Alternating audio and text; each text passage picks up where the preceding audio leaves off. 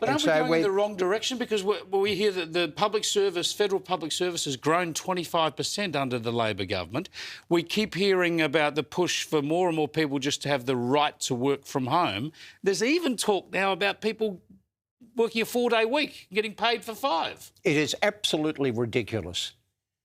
Could you imagine that means the company is losing 1 out of 5 days a week it's paying for, and it has to recover that cost, and it's got to fill in the gap in terms of getting that work that was going to get done. So it is an enemy of productivity, and productivity is the foundation of a country doing well and growing economically.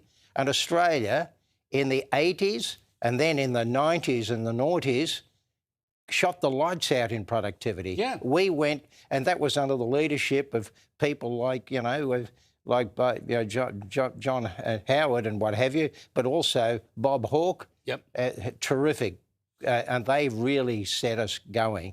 And we lived through an era, a golden age of this country just getting better every year got better. Now, we can go back to that. The fundamentals are still there, but we've got to make some corrections. As you say, I mean, how could you pay people for 5 days and they're working 4?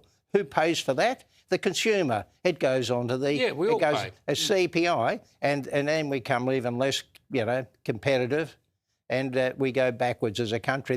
The thing that's really keeping us well established at the moment is the resources sector, Yep. which are constantly vilified. But I tell you what, they're paying their way now, and they're keeping our economy moving.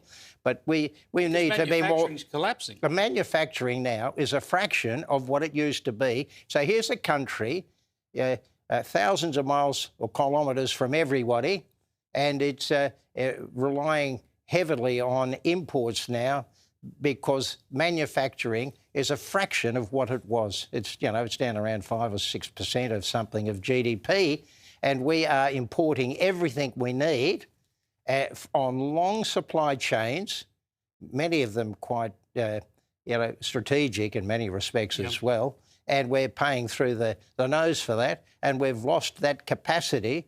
So in the event of a war and there was a shutdown, Australia couldn't even feed itself half, or let alone supply itself. The government talks about building more things here, building things in Australia. Its only solution seems to be to throw money at subsidies. Surely the two big inputs where government reform could help: getting energy costs down, because energy is crippling in this country, and secondly, labour market, not paying people less, but at least allowing for more flexibility. I agree. The cost of electricity for the consumer, business and the domestic, has gone up by over 30%.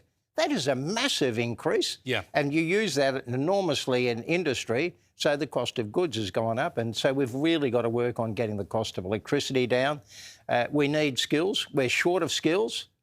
We should have mathematics as compulsory in the HSC, because, we need... You don't have to be the world's best scientist or everything, but at least do fundamental mathematics, and you can work in any job then. But we are short of people with that technical expertise, and I still have a lot to do with the construction industry, and finding the qualified people is getting harder and harder. I could talk to you for ages on this stuff, but a final question, because we don't have much time. I know that you started in the public service, so you're not against the public service, and you've just talked about how Labor can be reforming when it comes to the economy, so they can. Surely this current Labor government needs to do two things. One is not keep expanding the public sector. We should be able to do plenty with the public servants we have already. And secondly, shouldn't they be having this debate about what we need to do to make ourselves more productive? Yeah. And see, what we should do, and I did a report for the previous Liberal government in New South Wales on modern manufacturing, which is dying, and I said the number one thing is government procurement should go in support of new companies setting up in Australia to supply high tech. Because once you've got a government contract, your ability to sell offshore improves dramatically, because people say, well, look, if the New South Wales government is buying this must be good material. It means we've got sovereign risk is zero, basically. Yeah, it's a good platform to get started. And this is what America does. America does, through their defence procurement, they improve the technology the capacity of manufacturing in the United States dramatically. They use their procurement to grow their economy. What a novel concept. It's such common sense, isn't it? Yeah. Thanks so much for joining us, Tony. I appreciate it. Okay. Tony Shepherd there with a lot of common sense. I wish the government would listen to his ideas. We need more of this debate in our national political debate.